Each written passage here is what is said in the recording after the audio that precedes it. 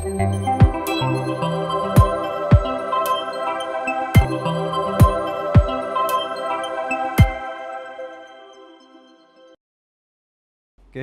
ဒီအခုပြောမဲ့အကြောင်းအကြတော့မပြောချင်တော့အကြောင်းပေါ့အဲ့ဒါတော့အားလုံးသိသလိုပဲပေါ့နော်သတင်းဌာနတွေကလည်းတက်လာပြီအဲ့တော့ဒါလာရှိုးမြို့ကိုစစ်ကောင်စီထံပြန်ပြီးတော့လွှဲပေးရမယ်ဆိုတဲ့အကြောင်းပေါ့နော်ဒါ MNDAA သတင်းရင်းမြစ်တွေကနေအတည်ပြုလိုက်တယ်ဆိုပြီးတော့သတင်းတွေလည်းတက်လာတယ်ပေါ့နော်ဒါကတော့လုံးဝကိုအဆင်မပြေတဲ့သတင်းပေါ့ဗျာအရင်ဆုံးဒါဌာနဆိုင်ရာတွေဒါသူကအရင်နေရာယူမယ်ပေါ့နော်စစ်ကောင်စီဘက်ကဌာနဆိုင်ရာတွေကမြို့ထဲမှာအရင်နေရာယူမယ်ဒီစစ်ဘက်ဆိုင်ရာအဖွဲ့တွေတော့မပါသေးဘူးပေါ့နော်ဒါပေမဲ့ပြန်ပေးရမယ်ဆိုတာကတော့လုံးဝတေချာတဲ့လောက်ဖြစ်သွားပြီပေါ့နော်မြို့ပေါ်ရက်ကွက်တွေကနေစုပ်ပေးရမယ်ပြီးရင်ဒါမြို့ပတ်လည်နေရာတွေမှာတော့ဒါ MNDAA တပ်ဖွဲ့တွေကပြန်ပြီးတော့နေရာယူထားမယ်ပေါ့နော်ထိန်းချုပ်ထားမယ်မြို့ရဲ့ဝင်ထွက်တွေလှုပ်ရှားမှုတွေစစ်ရေးလှုပ်ရှားမှုတွေဒါတွေကအစပေါ့နော်စစ်ကောင်စီရဲ့လှုပ်ရှားမှုတွေကအစဒါ MNDAA ကထိန်းချုပ်ထားမယ်ဆိုပြီးတော့လည်းဖော်ပြထားတယ်ပေါ့နော်MNDAA ထိန်းချုပ်ထားမယ့်နေရာတွေကတော့ဒါမြို့နဲ့ကပ်ရက်ပေါ့နော်ခမရ900ခွန်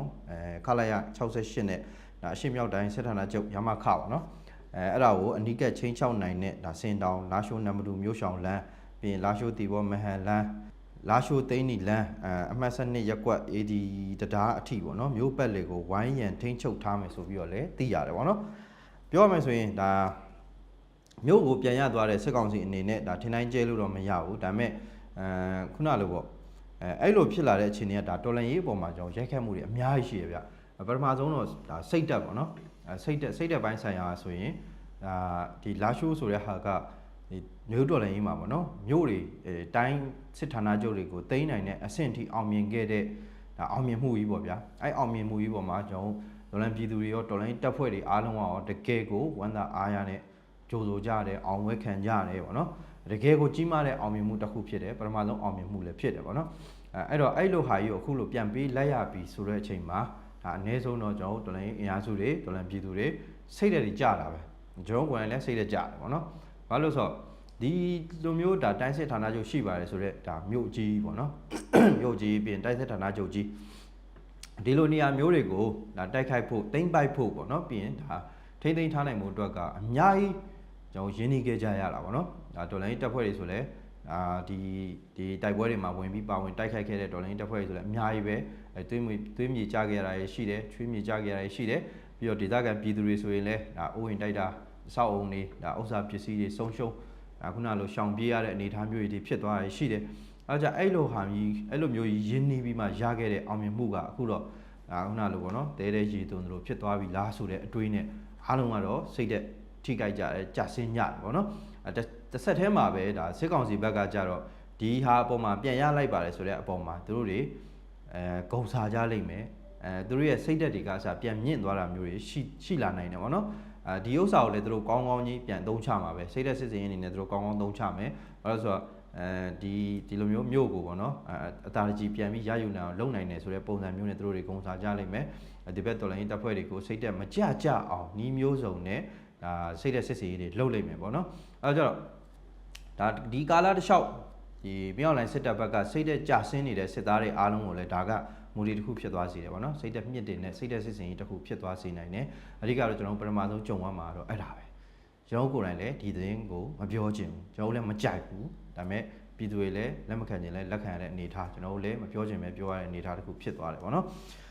်နောက်တစ်ခါနေမြေပေါ့ဗျာနေမြေအနေနဲ့ကြည့်မယ်ဆိုရင်ဒါကအဓိကနေရာတစ်ခုဖြစ်တယ်ဒါကြောင့်မလို့လဲဒီလိုအဓိကနေရာမျိုးမှာဒီရမခလိုတိုင်းစစ်ဌာနချုပ်ကိုလာပြီးတော့တည်ထားတဲ့နေရာပေါ့နော်ဒါကြောင့်တည်ထားတာဖြစ်တယ်အဲ့လိုဖြစ်တဲ့အနေအထားမှာဒါရပြီးသွားပြီဆိုတဲ့အချိန်မှာသူတို့ပြန်ယူသွားနိုင်တယ်ပေါ့ဗျာအခုကနီးမျိုးစုံနဲ့လှုပ်ပြီးတော့ပြန်ယူသွားနိုင်တော့နေမြေအနေနဲ့ဆိုရင်လေကျွန်တော်ကပြန်ဆုံးရှုံးတယ်လို့ပြောရမှာပေါ့သူကသူအတွင်းထဲမှာပဲကွက်လေးပဲဝင်ပြီးယူသူကသူဘလို့ပဲဖြစ်ဖြစ်အဲ့နေရာကိုပြန်ပြီးတော့ရောက်လာတယ်ပေါ့နော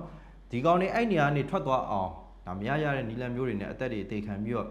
့ဒါတိုက်ထုတ်တွန်းလှန်မောင်းထုတ်နိုင်ခဲ့တဲ့အခြေအနေကနေအခုပြန်ဝင်ခွင့်ပေးရတယ်ဆိုတော့ဒါနေမြေကိုလည်းသူတို့ကပြန်ပြီးစိုးမိုးသွားတယ်လို့ပြောလို့ရတယ်ပြီးတော့လာရှိုးကိုမှသူတို့ကအဲ့လိုပြန်လို့ရပြီဆိုရင်လာရှိုးကိုသွားနိုင်တဲ့ပြည်မာတွေကလမ်းကြောင်းအကုန်လုံးကိုလည်းသူတို့ကဖြတ်တန်းဖို့အတွက်လှုပ်လာနိုင်တယ်ပေါ့နော်အဲ့တော့ကျတော့တခြား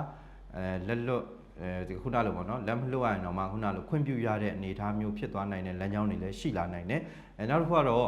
ဒီနေရာကိုရသွားပြီဆိုတဲ့အချိန်မှာတခြားနေရာတွေအတွက် PR တွေလည်းရှိလာနိုင်တယ်ဒီနေရာနဲ့ဆက်နေရာတွေဆက်နေမြေတွေပေါ့နော်အဲ့နေရာမျိုးတွေမှာလည်း PR တွေပို့ပြီးတော့ဖြစ်လာနိုင်တယ်ပြီးတော့အချို့တပ်ဖွဲ့တွေဆိုရင်စိုးရင်ရတဲ့အနေအထားရှိလာနိုင်တယ်ပေါ့နော်ဘာဖြစ်လို့လဲဆိုတော့ဒီနေရာကရသွားပြီဆိုရင်ဒီနေရာကိုခုတုံးလုပ်ပြီးတော့တခြားနေရာမျိုးတွေမှာအင်အားဖြစ်တင်းတာမျိုးတွေခုနလိုနေမြေချက်ထွင်တဲ့ပုံစံမျိုးတွေနေမြေစိုးမိုးရေးပုံစံမျိုးတွေသူတို့လှုပ်လာနိုင်တာရှိတဲ့အတွက်ပေါ့နော်တခြားတပ်ဖွဲ့တွေအတွက်တခြားနေရာကအဖွဲ့တွေအတွက်လည်းဒါစိုးရင်ရတဲ့အနေအထားတစ်ခုဖြစ်လာနိုင်တယ်ဒါကလည်းနေမြေနဲ့ပတ်သက်လို့ပေါ့နော်နောက်တစ်ခုကစစ်မျက်နှာပေါ့နော်စစ်မျက်နှာအနေနဲ့ပတ်သက်မှာဆိုရင်ဒီလာရှိုးကိုသူတို့တွေတောက်လျှောက်ဘုံကျဲရလို့ဆိုပြီးတော့ကျွန်တော်ပြောချင်တာမဟုတ်ဘူးသူတို့အနေနဲ့အခုလိုမျိုးဒါအာယုံထဲမှာထည့်ထားရတဲ့စစ်မျက်နှာတစ်ခုကယော့သွားတယ်ပေါ့ယော့သွားဆိုတာတောက်လျှောက်ကြီးဘုံကျဲနေပါဆိုတဲ့ပုံစံမျိုးနဲ့ပြောတာမဟုတ်ဘူးเนาะဒါပေမဲ့အဲ့လိုမျိုးသူတို့စိတ်ကူးထဲမှာထည့်ထားရတဲ့ဟာပေါ့เนาะအမြဲတမ်းမှာတိုက်ခိုက်ဖို့အတွက်စိတ်ကူးထဲထည့်ထားရတဲ့သူတို့အတွက်အရေးကြီးတဲ့စစ်မျက်နှာတစ်ခုယော့သွားတယ်အဲ့လိုယော့သွားလိုက်ပြီဆိုတာနဲ့ဟိုးရင်တော့ဖြစ်စဉ်တွေကိုကျွန်တော်ပြန်ကြည့်မယ်ဆိုရင်ဒါတပ်ဖွဲ့တစ်ခုကပေါ့เนาะဒေါ်လာအင်အားစုတစ်ခုကသူတို့ကိုဒါတိုက်ခိုက်လာပြီဆိုတဲ့အခါမှာအဲ့နေရာကိုအင်အားတွေပြုံသုံးပြီးတော့ကျန်တဲ့နေရာတွေမှာဒါခုနလို NCA လက်မှတ်ထိုးဖို့ကြိုးစားတာတွေအပြစ်ခတ်ရစဲဆွေးနွေးတာမျိုးတွေလို့လုပ်တတ်တယ်အဲ့လိုလုပ်နေတဲ့အချိန်မှာပဲခုနလိုတိုက်ခိုက်တဲ့အဖွဲ့ကိုသူတို့ဖိပြီးတော့တိုက်နိုင်တယ်ပေါ့နော်တိုက်လို့ရတယ်ပေါ့နော်အဲ့တော့ကျတော့သူတို့အနေနဲ့ဒါစစ်မျက်နှာတစ်ခုရော့ပါသွားပြီဆိုတဲ့အချိန်မှာအခြားစစ်မျက်နှာတွေကိုပို့ပြီးတော့အာရုံစိုက်ဖို့အခွင့်အရေးရသွားနိုင်တယ်ဒါကလည်းကျွန်တော်တို့ဒါစိတ်ပူစရာပေါ့နော်စိတ်ပူစရာကျွန်တော်တို့ဘက်ကတွေးကြည့်မယ်ဆိုရင်အနေငယ်ပေါ့နော်စိတ်ပူစရာအနေထားရှိတယ်ဘာဖြစ်လို့ဒါပေမဲ့တိတ်တော့လည်းထူးခြားလာမှာတော့မဟုတ်ဘူးပူလာမှာတော့တေးကြတယ်ဒါပေမဲ့ခုနလိုဘုံကျဲနေတဲ့ဟာတွေကသူကနေရာအနှံ့မှာတောက်လျှောက်လုံနေတာဖြစ်တဲ့အတွက်ပေါ့နော်ခုနလိုပို့ပြီးတော့ဘုံကျဲနိုင်တဲ့အနေအထားမျိုးတွေတော့ဖြစ်လာနိုင်တာပေါ့လေနော်အဲ့တော့စစ်မျက်နှာအနေနဲ့သူကတစ်ခုလျော့သွားတယ်ကျွန်တော်ဘက်ကထိန်းသိမ်းထားနိုင်တဲ့စစ်မျက်နှာတစ်ခုပေးလိုက်ရတယ်ပေါ့နော်နောက်တစ်ခုကတော့ကျွန်တော်ရှေ့မှာပြောခဲ့တဲ့ဒါဘုံမားတွေပေါ့နော်စစ်တပ်ထောက်ခံသူတွေပြီးရင်တပ်အတိုင်းဝိုင်းတွေစစ်တပ်ကကောင်တွေရဲ့လောင်ပြောင်မှုတွေကိုကျွန်တော်တို့တော်လန်ပြည်သူတွေနဲ့တော်လန်ရေးတပ်ဖွဲ့တွေခံရနိုင်တယ်ဒါကလည်းတေချာဘောဖြစ်လာမယ်ကိစ္စပေါ့နော်အခုဆိုရင်ကိုပဲသူတို့ပြောကြလိမ့်မယ်တွေ့လားလာရှိုးကငါတို့ကဟိုပြန်တိုက်စရာတော့မလိုဘူးရအောင်လုံနိုင်တယ်ဆိုတဲ့ပုံစံမျိုးမရှက်ဖက်နဲ့ပြောတဲ့ဟာပေါ့နော်တိုက်ယူထားတဲ့ပစ္စည်းတစ်ခုကိုအခြားနိုင်ငံရဲ့ PR အကူအညီနဲ့ပြန်ပြီးတော့ဒါခုနလိုတောင်းရမ်းရတဲ့အနေအထားမျိုးနဲ့သူတို့ပြန်ရသွားတာတော့မှသူတို့တေချာဘောဂုံစာလိမ့်မယ်ဒီဥစ္စာတွေ့လာငါတို့ကမင်းတို့ကသာအသက်သေးခံပြီးတိုက်တာငါတို့ကအသေးခံစရာတော့မလိုဘူးဆိုတဲ့ပုံစံမျိုးနဲ့ဒီမျိုးကိုပြန်ရသွားပြီဆိုတဲ့အကြောင်းသူတို့တွေဂုံစာလိမ့်မယ်လှောင်ပြောင်လိမ့်မယ်ပြီးရင်စိတ်သက်စစ်စင်လှုပ်လိမ့်မယ်ပေါ့နော်ဒါပေမဲ့ဒီဥစ္စာကလည်းအရင်စိတ်ထဲထည့်စရာတော့မလိုဘာဖြစ်လို့လဲဆိုတော့သူတို့မှာဂုံစာစရာဒီတစ်ခုပဲရှိတာပေါ့နော်ဟိုအစောပိုင်းကာလတွေမှာတောက်လျှောက်ကျွန်တော်တို့တပ်ဖွဲ့တွေကအခုချိန်ထိလည်းသူတို့တွေကိုဒါခုနလိုအောင်မြင်မှုတွေသူတို့ပေါ်မှာရယူနိုင်တဲ့နေရာတွေကအများကြီးရှိတယ်ပေါ့နော်ဒါပေမဲ့ဒီတစ်ခုကိုပဲကွက်ပြီးတော့သူတို့စိတ်သက်စစ်စင်လှုပ်လိမ့်မယ်ဘာလို့လဲဆိုတော့ရှေ့မှာဆိုလဲတောင်ခမ်းနဲ့ပတ်သက်လို့ပေါ့နော်တောင်ခမ်းအမြောက်တက်တွေကိုသူတို့ပြန်ပြီးတော့ထိန်းချုပ်နိုင်ပြီဆိုတဲ့အခါမှာလုံးဝဝေဆာဆာနဲ့ဗီဒီယိုမှတ်တမ်းတွေနဲ့ဓာတ်ပုံမှတ်တမ်းတွေနဲ့ပေါ့နော်ဗီဒီယိုကလစ်တွေနဲ့ထုတ်ပြန်ပြီးတော့စိတ်သက်စစ်စင်လုပ်ခဲ့တာတွေရှိတယ်အဲ့တော့လာရှိုးကလည်းသူတို့အတွက်အကြီးအောင်မြင်မှုအကြီးပြန်ရပါတယ်ဆိုတဲ့အနေအထားမျိုးနဲ့သူတို့လုပ်လိမ့်မယ်ဒါကတော့မရှက်ရင်လုပ်တဲ့ကောင်တွေအလုပ်ပေါ့နော်ဘာလို့လဲဆိုတော့ခုနကဒါတောင်းရမ်းပြီးမှပြန်ရတဲ့ဟာမျိုးပေါ့နော်ဒါပေမဲ့ဒီဥစ္စာလည်းဒါခံရနိုင်တယ်ပေါ့နော်လောင်ပြောင်ချင်းခံရနိုင်တယ်နောက်တစ်ခုကတော့ကျွန်တော်တို့ဒါ CDN တွေရဲ့ရှေ့ရေးဆိုတာ CDN ဆိုတာဒီလာရှိုးမှာပြန်ပြီးတော့တာဝန်ထမ်းဆောင်မှုအတွက်ဖိတ်ခေါ်ခံရတဲ့အခါမှာပြန်ပြီးတော့တာဝန်ထမ်းဆောင်ပြီးတဲ့ CDN ဝန်ထမ်းတွေရှိတယ်အဲ့ဒါတော့ဒါကျန်းမာရေးဆိုရင်အများကြီးပဲပေါ့နော်ကျန်းမာရေးဝန်ထမ်းတွေဆိုအများကြီးပဲအဲ့လိုမျိုးပြန်ပြီးတော့တာဝန်ထမ်းဆောင်ပေးကြတယ်လွန်မြောက်သွားတဲ့နေရာတစ်ခုဖြစ်တဲ့အခါမှာထူထောင်ရေးလုပ်ငန်းမျိုးတွေမှာပြန်ပြီးတော့ပါဝင်ပေးကြတဲ့ CDN တွေရှိတယ်အခုအဲ့ CDN တွေအတွက်ကိုဒါပြန်စီစဉ်ပေးရမယ့်ဟာတွေလည်း MNDAA မှာဝင်ဖို့ဖြစ်လာလိမ့်မယ်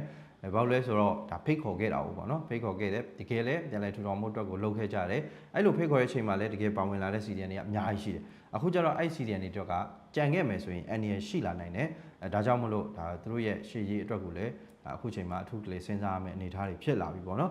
်ပြီးတော့ကျတော့ချို့ CDN တွေကအဲ့ data ကပဲနေခံနေဗျာပြောရမယ်ဆိုရင်အဲ့ data မှာပဲသူတို့ရဲ့အိုးအိမ်စီးစိမ်တွေရှိတယ်သူတို့ရဲ့အဆောက်အုံလေးတွေရှိမယ်ပေါ့နော်သူတို့ရဲ့ဇာတိဖြစ်နေတတ်တယ်အဲ့ဒါကြောင့်အဲ့လိုနေရာမျိုးကနေသူတို့ကနေလို့မရတော့လို့ပြန်ပြီးရွှေ့ပြောင်းအောင်မယ်ဆိုရင်သူတို့ရဲ့လက်ရှိပိုင်ဆိုင်မှုတွေပါလက်လွတ်ဆုံးရှုံးရမယ့်အနေအထားမျိုးဖြစ်သွားနိုင်တယ်ဒါတွေကိုလည်းထည့်တွက်ပြီးတော့စဉ်းစားစေချင်တယ်ပေါ့နော်နောက်တစ်ခါတော့ဒါကျွန်တော်သိရလောက်ဆိုရင်မြေပြင်မှာတော့လိုက်ပြီးတော့အတိပေးနေတာမျိုးတွေရှိလာတယ်အဲကြောင့်ဒေတာကန်နေနေနဲ့စိတ်ညစ်နေရရှိရပါပေါ့နော်ပြီးတော့ကျတော့ခုနလိုစိုးရင်ပူပန်မှုတွေလည်းရှိသလိုဒါခုနလိုအခက်အခဲတစ်ခုအနေနဲ့သူတို့ရင်ဆိုင်ရမယ့်ဟာပါအဲဥစ္စာကိုလည်းကျွန်တော်တာဝန်ရှိတဲ့သူတွေအနေနဲ့ဘယ်လိုဖြည့်ရှင်းပေးနိုင်မလဲဆိုတဲ့ဟာမျိုးတွေအခုချိန်မှာစဉ်းစားသင့်ပြီလို့ထင်တယ်ပေါ့နော်ဒါလည်းယူဆမိပါတယ်နောက်တစ်ခုကတော့ကျွန်တော်တရုတ်ရဲ့ PR ပေါ့နော်တရုတ်ရဲ့ PR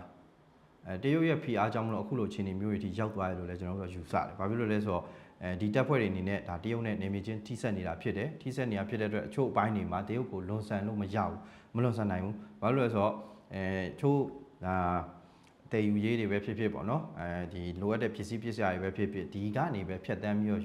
ယူရတာရှိတယ်ဒီကနေပဲအကူအညီရခဲ့တာရှိတယ်အဲကြောင့်အဲ့လိုဟာမျိုးတွေကိုခုနလိုပေါ့နော်တရုတ်ကသူ့ရဲ့စီးပွားရေးတွေထိခိုက်လာတယ်တိုက်ပွဲတွေဖြစ်လာပြီဆိုတဲ့အခါမှာသူကုန်စည်စီးဆင်းမှုတွေရပ်တန့်ကုန်တယ်သူ့ရဲ့အကျိုးစီးပွားရေးထိခိုက်လာတဲ့အခါမှာဒီနေရာတွေကိုဒါအပြစ်ခတ်တွေရက်သွားအောင်လုပ်ဖို့အတွက်ကိုသူက PR ပေးဖို့လိုလာတယ် PR ပေးဖို့လိုတဲ့အခါမှာဒီနိုင်တဲ့ဒီတပ်ဖွဲ့တွေပေါ်မှာအတင်းကျပ် PR ပေးတာမျိုးတွေရှိလာတယ်အဓိကတော့ခုနလိုကုန်စည်စီးဆင်းမှုတွေဖျက်တောက်ပလိုက်တယ်အဲ့ဒီအချိန်မှာဒါမင်းအောင်လှိုင်ကလည်းအဲ့ data ဘက်ကိုသွားမဲ့ကုန်စည်စီးဆင်းမှုတွေအကုန်ရပ်ပလိုက်တယ်ရပ်ပလိုက်ဆိုတဲ့ချိန်မှာအဲ့လိုပိတ်ခံရတဲ့နေရာတစ်ခုတည်းမှာပဲအချိန်ကာလအကြာကြီးအဆင်ပြေအောင်နေနိုင်ဖို့ဆိုတာမလွယ်ကူတဲ့အနေအထားတွေဖြစ်လာတယ်ပေါ့နော်အဲကြောင့်တစ်ဖက်ကိုမှီခိုနေရတဲ့အဖွဲ့အနေနဲ့ဒီလို PR တွေကတော့အမြဲတမ်းရင်ဆိုင်နေရတဲ့ဟာဖြစ်တယ်အဲကြောင့်ဒါဒီလိုအခြေအနေထိဖြစ်သွားတယ်ဆိုတာလေတရုတ်ရဲ့ PR အဓိကဖြစ်တယ်ဆိုတော့အားလုံးသိထားပြီးဖြစ်တယ်အဲ့တော့ဒါ MND အနေနဲ့လဲပေါ့နော်ဒီလိုမျိုးအခြေအနေထိသူတို့လက်လွတ်ပေးလိုက်ရတယ်ဆိုတဲ့အခြေအနေထိကတော့သူတို့ဘလို့မှဖြစ်ချင်မှာမဟုတ်ဘူး။ဘာဖြစ်လို့လဲဆိုတော့သူတို့ကတိုက်ပွဲတစ်ခုအောင်မြင်ပြီးမြောက်သွားပြီဆိုတဲ့အချိန်မှာအဲ့နေရာမျိုးတွေကိုရှင်းလင်းရေးတွေဝင်နေပြီးရင်တခါတည်းအုပ်ချုပ်ရေးကိစ္စတွေအုပ်ချုပ်ရေးရန်နေရာတွေတရားစီရင်ရေးနဲ့ပတ်သက်တဲ့ဟာမျိုးတွေဒါမျိုးတွေကစအကုန်လုံးပြင်ဆင်ပြီးမှဒါဒီနေရာကိုပြန်တိဆောက်ဖို့ပြန်မွမ်းမံဖို့ပြီးရင်ပြန်လည်ထူထောင်ဖို့ဆိုတဲ့ပုံစံမျိုးတွေနဲ့ပါခဲ့တယ်လုပ်ခဲ့တယ်အခိုင်အမာသူတို့ရည်ရွယ်ပြီးလုပ်ခဲ့တယ်ဒါပေမဲ့လည်းလုံးဝမတက်တာတဲ့အဆုံးခုနလိုပြန်ပြီးတော့ဒါလက်လွတ်ပေးရတဲ့အနေအထားမျိုးသူတို့ရင်ဆိုင်လိုက်ရတယ်ဒါကတော့သူတို့အတွက်လုံးဝလုံဆန်လို့မရတဲ့တရုတ်ရဲ့ PR ကဒီနေရာမှာအဓိကကြားခဲ့တယ်ပေါ့နော်မင်းအောင်လှိုင်ကတော့ခုနလိုဖာကြတယ်ပဲပြောပေါ့နော်သူတိုက်လို့မနိုင်တဲ့အခါသူဟိုဟာဖြစ်မဲ့ဟာကိုသူကပြန်ပြီးတော့ကလင်ကျစ်ပုံစံမျိုးနဲ့တစ်ဖက်ကနေ PR ပေးပြီးတော့ဒီဥစ္စာကိုသူလိုချင်တဲ့ပုံစံတိုင်းရအောင်ပြန်ပြီးတော့တောင်းယူတယ်လို့တော့ကျွန်တော်ကတော့ဒါပြောရမှာပေါ့နော်အခုကတော့ဒါဒီလာရှိုးမြို့တဲပေါ့နော်လာရှိုးမြို့တဲမှာပေါ့နော်လက်နက်ကြီးတစ်လုံးမှဒါပြစ်ခွင့်မရှိဘူးပေါ့နော်ဒါကတော့ဒါ MND ဘက်ကနေပြီးတော့ဒါသတင်းရင်းမြစ်တွေကနေတက်လာတာပေါ့နော်ဒီသိရတဲ့အချက်လက်တွေရဆိုရင်သူကလာရှိုးမျိုးထဲမှာစကားစအနေနဲ့လက်နက်ကြီးတစ်လုံးတော့ပြစ်ခွင့်မရှိဘူးပြစ်တာနဲ့ဒါ MNDA ကချက်ချင်းပြန်ဝင်มาဆိုပြီးတော့ပြောတဲ့ဟာမျိုးတွေလည်းရှိတယ်ပေါ့နော်ရှိတော့ကြအဲဥစ္စာကရောကျွန်တော်တို့အတွက်တကယ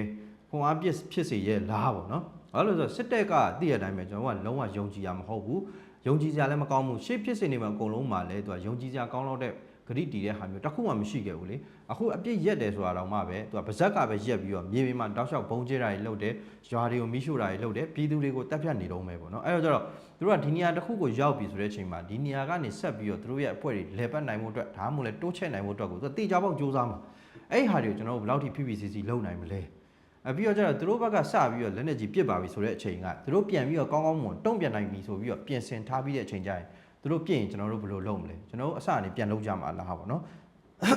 ဒီမျိုးကိုပြန်ရဖို့အတွက်ကိုပဲအစအနေပြန်ပြီးတော့တိုက်ကြရမှာလားအဲ့လိုတိုက်တဲ့အခါမှာကျွန်တော်တို့ဘယ်လောက်ထိဒါရင်းနှီးပိတ်ဆက်မှုတွေရှိအောင်မှာလဲဆိုတဲ့ဟာတွေကလည်းဒါအားမလို့အားမရမေးခွန်းတစ်ခုအနေနဲ့တော့ရှိနေတော့မဲပေါ့နော်အဲကြောင့်ဘယ်လိုပဲဖြစ်ဖြစ်ဒါစစ်ကောင်စီရဲ့ပြောဆိုမှုတွေဂတိကဝတ်တွေဒါတွေကတော့ကျွန်တော်တို့လုံးဝယုံကြည်လို့မရတဲ့အထဲမှာပါတယ်ပေါ့နော်ပြီးတော့ဒါကျွန်တော်ဒေတာခံနေပေါ့နော်ချို့ဒါသတင်း source တွေကနေပြီးတော့ပြန်ပြီးတော့စုံစမ်းသိရှိရတဲ့အပိုင်းတွေလည်းရှိတယ်အဲ့ဒါကတော့ဒါဒီလာရှိုးမှာရှိတဲ့လူထုကတော့စိုးရင်ပူပန်မှုတွေရှိတယ်ဒီအခြေအနေကိုဒါစိတ်ညစ်တာလည်းရှိတယ်ပေါ့နော်ပြီးတော့ကျသူတို့အနေနဲ့ကဘာမှမတတ်နိုင်ဘူးသူတို့မှလက်နက်ကင်ထားရလည်းမဟုတ်ဘူးအာဏာလည်းမရှိပါဝါလည်းရှိတာမဟုတ်ဘူးပေါ့နော်အဲ့ဒါကျတော့သူကလက်မခံခြင်းပဲလက်ခံရမယ့်အနေအထားမျိုးတွေကိုသူတို့ဒါစိုးရိမ်မှုတွေရှိနေတယ်ပေါ့နော်ပြီးတော့ဒါတချို့ CDN နေဆိုရင်ဘာဆုံးဖြတ်မှမသိဘူးပေါ့နော်ရှေ့ဆက်ဘယ်လိုသွားမှမသိဘူးဆိုတော့အခက်အခဲတွေတွေ့နေရမျိုးတွေလည်းရှိတယ်ဒီအခြေအနေကိုတော့ဒါ MNDA လည်းသိထားပြီးဖြစ်လိမ့်မယ်ပြီးတော့ဒါဒီလိုသိထားရတော့မှပဲသူတို့အကောင်းဆုံးဒါစဉ်းစားလို့လှုပ်ဆောင်လို့မရတဲ့အနေအထားမျိုးတွေမှာဒီလိုလက်လွတ်ပေးရတာကြောင့်လည်းကျွန်တော်တို့မြင်တယ်ပေါ့နော်ပြီးတော့တရုတ်ရဲ့ပြင်းထန်တဲ့ PR တွေကိုလည်းသူတို့ရင်ဆိုင်ရတဲ့အခါဒီလိုဆုံးဖြတ်လိုက်တာလို့လည်းယူဆတယ်ဒါပေမဲ့နောက်ပိုင်းမှာပြောင်းလဲလာနိုင်တဲ့အခြေအနေတွေကလည်းအများကြီးရှိလာနိုင်တယ်နောက်တစ်ခုကတော့ကျွန်တော်တို့ဒါတရုတ် PR လို့ပြောတဲ့ခါကျတော့ကျွန်တော်ကတရုတ် PR ဖြစ်နေတဲ့အထက်မှာဒီအဖွဲ့ကြီးတွေပါနေတာကိုကျွန်တော်တို့ကခုနလိုပေါ့အားမရဖြစ်မိတာပေါ့ဘာကြောင့်လဲဆိုတော့ဒီအဖွဲ့ကြီးတွေကခုနကစစ်ကိုဘယ်လိုတိုက်ရမလဲစစ်ကောင်စီစစ်တပ်ကိုဘယ်လိုနိုင်အောင်ပြင်းရမလဲဆိုတဲ့ဟာကိုရှေ့မှာသင်ခန်းစာတွေအနေနဲ့ပြီးရင်ခုနလိုဒါဥပမာတွေအနေနဲ့ပြခဲ့တဲ့အဖွဲ့ကြီးတွေဖြစ်တယ်အဲ့လိုအဖွဲ့ကြီးတွေကဒီတစ်ဖွဲ့ကဒီလိုမျိုးပြန်ပြီးတော့အောင်မြင်မှုကိုလက်လွတ်ပေးရတယ်ဆိုတဲ့ဟာကျွန်တော်မလိုချင်ဆုံးအရာပေါ့နော်အဲဒါကြောင့်တရုတ်ရဲ့ PR ကိုမလွန်ဆန်နိုင်ဘူးဆိုတဲ့အချိန်မှာကျွန်တော်တို့တစ်ဖက်မှာပြန်စဉ်းစားကြရှိတယ်အဲ့ဒါကတော့တရုတ်လိုကောင်ပဲဖြစ်ဖြစ်ဘယ်လိုကောင်မျိုးပဲဖြစ်ဖြစ်ပေါ့နော် PR ကင်းနဲ့လှုပ်ရှားနိုင်တဲ့ဒေတာတွေအများကြီးရှိတယ်